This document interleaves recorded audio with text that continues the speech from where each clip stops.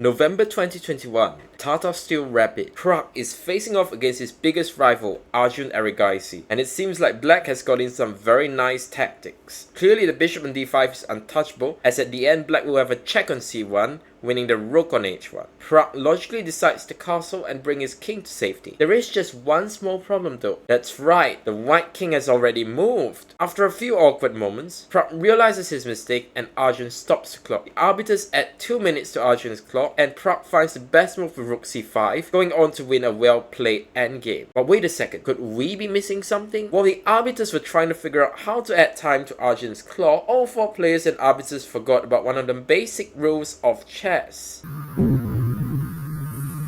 Yes, the touch move rule still applies, and white, having touched the king, should have been forced to play king d1 when bishop c6 is the most natural and forceful reply. The immediate threat is to play bishop a4, and if the knight or king moves, then bishop takes e4 is crushing. For instance, if white plays king e1, then bishop takes e4 is very strong.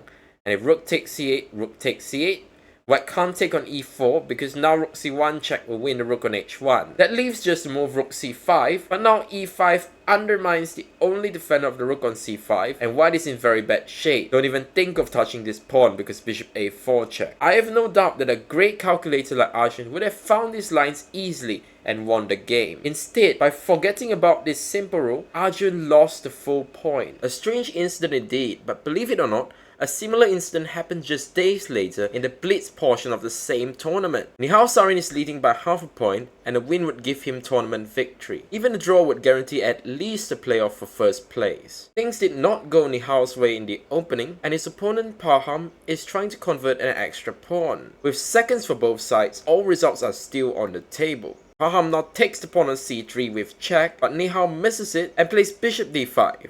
The arbiter is called over, and Nihal thinks he's just going to get a warning for this illegal move, and that his opponent will just get an extra minute, which is not that big of a deal. However, Paham is very alert and reminds his opponent that having touched his bishop, he now has to play bishop f3, losing the bishop in one move because of the touch move rule. So there was no choice but to resign for Nihal. As I always tell my students, it is much less painful to learn from the mistakes of others than it is to make your own mistakes yourself. And so I hope you guys took away something from this video, and next time your opponent makes an illegal move, keep in mind that it might also be a touch move violation, and it could very well win you the game on the spot. I hope you enjoyed this video, and if you'd like to see more of this, then please like and subscribe, and I'll see you in the next video.